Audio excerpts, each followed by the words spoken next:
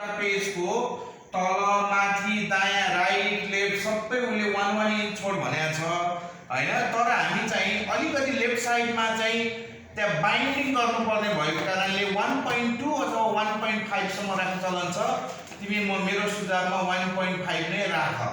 अब के गर्ने त भन्दा सबैभन्दा पहिला एकचोटि हेर त त्यहाँ त्यो सबभन्दा यसलाई टुल बार भन्छ है। यसलाई यो मेरो कर्सर भएको जुन छ यो टुल बार हो, किनभने हामी अब यहाँबाट टुल लिन्छौँ काम गर्ने है। यो टुल बारमा जब यो लेआउट भन्ने कहिलेकाहीँ हुन्छ, त्यो लेआउटमा जाने सबैभन्दा पहिला यो लेआउटमा जाने।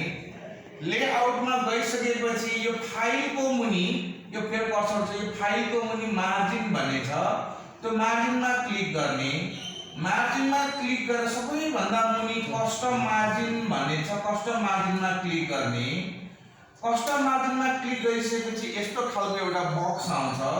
यो बक्समा टपमा 1 इन्च छोड्ने, लेफ्टमा 1.5 इन्च छोड्ने अनि बटममा 1 यहाँ अब 1 इन्च छैन, तल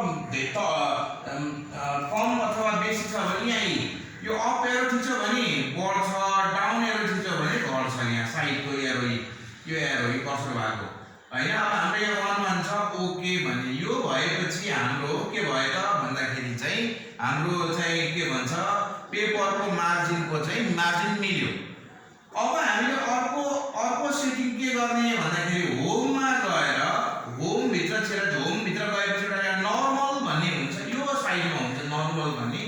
यो नर्मल भन्ने चाहिँ होल टेक्स्टको नर्मल चाहिँ यसको सेटिङ कसरी गर्ने भन्दा यहाँ नर्मलमा गएर राइट क्लिक गर्ने, पहिले यो गर्ने अनि मोडिफाई बटनमा थिच्ने। मोडिफाईमा गइसकेपछि यो फर्मेटिङ स्टाइलमा गएर यो चाहिँ पहिला font style times of new Roman छ कि छैन यो हेर्ने। टाइम्स अफ न्यू रोमन छ भने टाइम्स अफ न्यू रोमन ठिकै छ, न टाइम्स अफ न्यू रोमन बनाउने। त्यसपछि फन्ट साइज 12 बनाउने, छैन भने यहाँबाट चेन्ज गर्ने, यसरी डाउनलोड एरो थिचेर फन्ट साइज। त्यसपछि बोल्ड छ भने बोल्ड हटाइदिने, बोल्ड हुनु भएन, इटालिक पनि हुनु भएन, अन्डरलाइन पनि हुनु भएन। मोस्ट इम्पोर्टेन्टली यो चाहिँ जुन अटोमेटिक भन्ने यो कलर छ यसमा चाहिँ कसरी यहाँ निलो आइरहेको हुन्छ, रातो आइरहेको हुन्छ, यहाँ गएर अटोमेटिक कलरमा यहाँ गएर क्लिक गर्नु पर्यो। त्यसपछि अब खासमा हाम्रो एटीएफ फर्मेटमा चाहिँ लेफ्ट अलाइन भन्छ, तर हाम्रो नेपालमा चाहिँ बडी मात्रै हेडिङहरु मात्रै लेफ्ट अलाइन भनेर चाहिँ जस्टिफाई गर्छ। अब मेरो कर्सर भएको ठाउँमा हेरेर के गर्छ जनाले यहाँ राख्नु भनेको यो सबैभन्दा यता चाहिँ लेफ्ट साइडतिर भनेको लेफ्ट अलाइनतिर बस्छ टेक्स्टहरु। यहाँ गरे भने सेन्टर अलाइनमा बस्छ, यहाँ गरे भने राइट अलाइनमा बस्छ, यहाँ गरे भने जस्टिफाई। हाम्रो जस्टिफाईमा हुनु पर्यो। जस्टिफाई छैन भने जस्टिफाईलाई बनाउने क्लिक गरेर। त्यसपछि यो चाहिँ भनेको चाहिँ एक लाइन पछाडी कतिको मार्जिन छोड्ने भनेको।